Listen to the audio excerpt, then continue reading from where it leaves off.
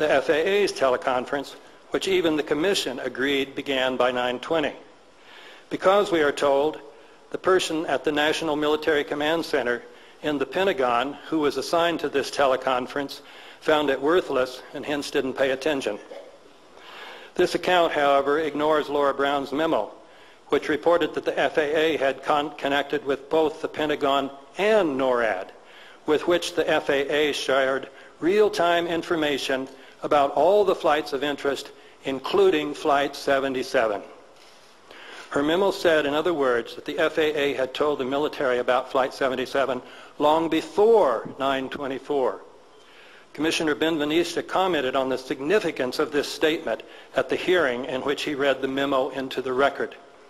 But the Commission wrote its final report as if this memo and that conversation never occurred. The Commission also had another problem.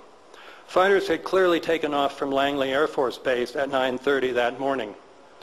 NORAD had said that they were sent up after it had received notification about Flight 77's hijacking at 9:24. The Commission handled this problem by simply declaring NORAD's statement incorrect. But then the Commission had to explain why the Langley jets took off at 9:30. The Commission did this by means of a new concept, Phantom Flight 11. That is, the Langley fighters that were really scrambled in response to a false report from the FAA that Flight 11 was still aloft and headed towards Washington. The proof of this claim, we are assured, is provided by an audio file on which someone from the FAA Center in Boston told someone at Needs about this flight. No reporter can confirm this story, however, because the Commission was unable to identify the source of this mistaken FAA information.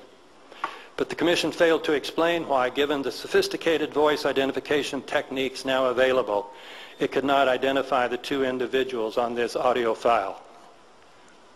I turn now to problems in the Commission's treatment of the strike on the Pentagon. The Commission claimed that no one knew that an aircraft was headed towards Washington until about 9:36, just a couple minutes before it struck the Pentagon. But Secretary of Transportation Norman Mineta had reported a conversation showing that Vice President Cheney, along with others in the shelter conference room under the White House, knew at least 10 minutes earlier that an aircraft was approaching. The Commission, in claiming otherwise, simply made no mention of Mineta's report, even though it had been given in open testimony to the Commission.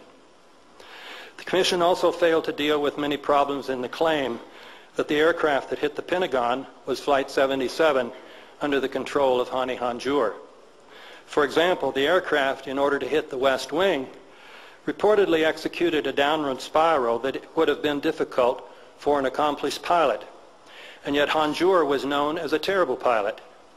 The Commission handled this problem by admitting Hanjour's deficiencies on some pages, while claiming elsewhere that he was given this assignment because he was the operation's most experienced pilot. The Commission also failed to point out that if terrorists had wanted to cause maximal death and destruction, the West Wing would have been their last choice. It had been reinforced so the damage was less severe than a strike on any other place of the Pentagon would have been. It was still being renovated, so relatively few people were killed. And the Secretary of Defense and all the top brass were in the East Wing, as far removed from the West Wing as possible. The Commission also failed to discuss several factors that have led some critics to conclude that the aircraft that hit the Pentagon was not even a Boeing 757. This controversy could be cleared up by simply showing the videos that were confiscated from the security cameras at the nearby Sheraton Hotel and the Citgo gas station. But the Commission failed to subpoena them or even to mention their existence. Finally, the Commission claimed that Al-Qaeda hijackers did not strike a nuclear plant because they feared that their plane would be shot down by anti-aircraft defense systems. But the Commission failed to discuss whether the Pentagon is not protected by some such system, which would normally shoot down any aircraft without a U.S. military transponder. There are also many serious omissions and distortions in the Commission's treatment of Flight 93. One thing omitted is considerable evidence that Flight 93 was shot down by our own military. The Commission addressed this question only indirectly by constructing another new timeline, according to which the military did not learn about the hijacking of Flight 93 until it had crashed. This claim, however, required ignoring Laura Brown's memo one more time. The Commission also claimed that the military could not have learned about Flight 93 from the White House video conference organized by Richard Clark because it did not include the right officials from both the FAA and the Defense Department. But Clark's book, Against All Enemies, states that the FAA was represented by its head, Jane Garvey, and the Defense Department was represented by Secretary Rumsfeld and General Richard Myers, who was then acting chair of the Joint Chiefs of Staff. These were surely the right people. Clark says, moreover, that Garvey's list of potential hijackers, which Garvey read while Myers and Rumsfeld were listening, included United 93 over Pennsylvania. The Commission's new timeline also claimed that the shoot-down order was not issued by Cheney until after 10:10, hence 7 or more minutes after Flight 93 had crashed, and that the order was not received by Richard Clark until 10:25. The Commission omitted the fact, however, that Clark said that he received the order at about 9:50. The Commission also failed to mention that, according to ABC News, Colonel Marr at Needs received the shoot-down order and then instructed fighter pilots to destroy the airliner. Another part of the Commission's new timeline is its claim that the Vice President did not arrive in the shelter conference room until shortly before 10. In making this claim, however, the Commission had to ignore many previous reports, including Norman Minetta's testimony to the Commission itself that Cheney was already in charge down there when Minetta arrived at 9:20. This is part of the evidence that has led me to the conclusion that the 9/11 Commission report is a 571-page lie. Thank you very much.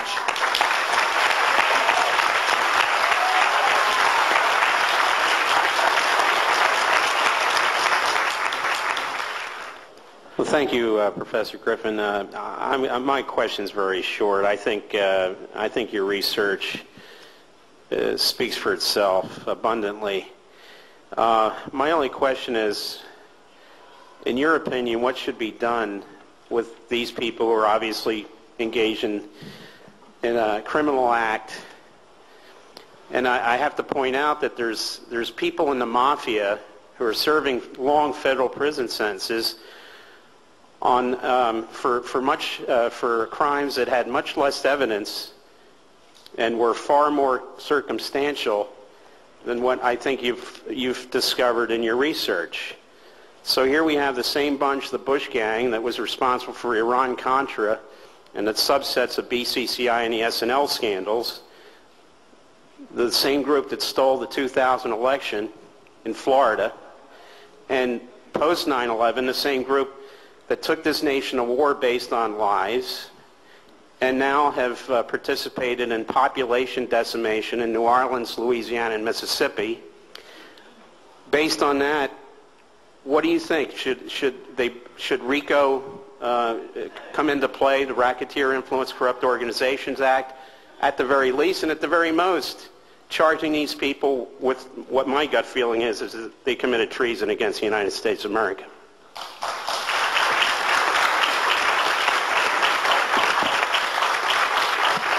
Well, thank you very much for presuming I might have an answer to that question.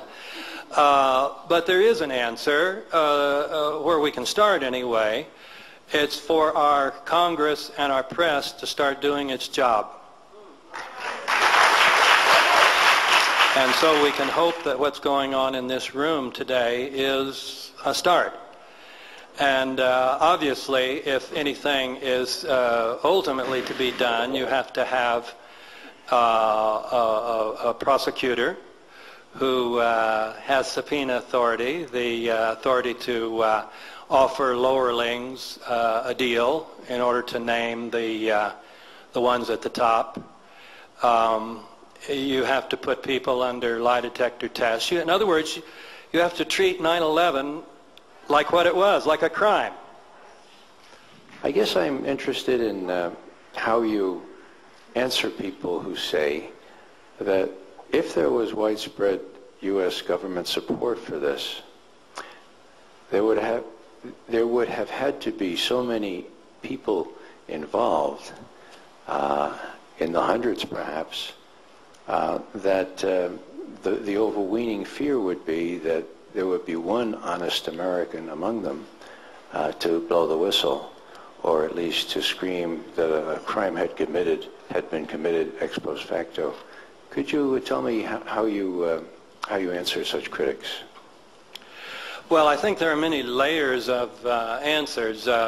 First of all, my focus today, of course, was not on the crime itself. It was on the cover-up, and just saying that the 9/11 Commission report ignored and distorted an enormous amount of evidence. But of course, the obvious inference is that when you engage in such enormous lies and so many lies, then you must be covering up very high crimes. So it does suggest that they're covering up crimes at the highest level. So your question, Ray, is certainly well taken. I would say one level of explanation is that in operations of this sort, and I'm no expert, but this is what I hear, is that really relatively few people have to have the whole picture. That people in different departments and different underlings know only a certain part. Here's what you're supposed to do, and then you're told, and now you're to keep your mouth shut. And we can't explain, but this is for national security. This is for the national good. And so we ask you to not talk to the press and not talk to Congress. And if you do, then we do expect you to lie. But of course, we will protect you if you do.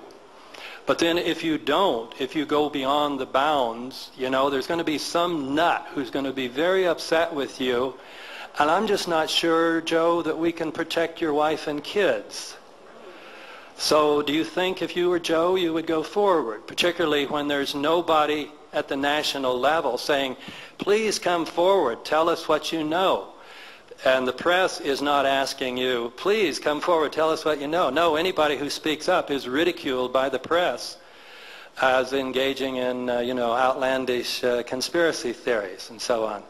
So there is not a climate to encourage people to come forward. That said, there are some people who have been trying to come forward. I understand there are some FBI people who want to tell that they had very precise knowledge about the attacks ahead of time, but they have been muzzled and threatened with jail and who knows what if they speak. And so I don't think it's implausible that thus far the lid has stayed on. David, I'd like to commend you on two excellent books analyzing 9/11 and some great analysis. And I think it's important for all of us here on the panel and for you, because we might be reaching a new audience on 9/11 that haven't, that we all introduce ourselves and say what we've written, because there might be people going, who was that guy? Where do we find out more? David, what are the titles of the two books you've written about 9/11? The first one is called The New Pearl Harbor, Disturbing Questions About the Bush Administration and 9/11. And the second is called the 9/11 Commission Report, Omissions and Distortion. David, of course, I've written a book about 9/11 too, and I've had some interesting experiences with mainstream press reviewing or not reviewing or ignoring my book. I found it interesting that New York Times had a copy of my book FedExed overnight the day it was published. They haven't said a word, neither has the Washington Post. What has been your experience with the major media's reception of your books, given that we all know in this room that they contain damning evidence that somebody should pay attention to? How have your books been treated by the corporate powers that be?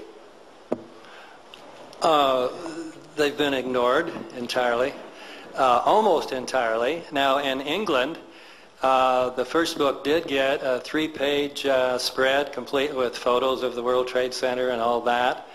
And it just happened that I was going to be in England, and that landed me a shot on the Richard and Judy show, which is the British equivalent of Oprah. They have a book thing and all. And obviously, it's the place to go. I mean, Bill Clinton looked and said, well, obviously David was on there, so he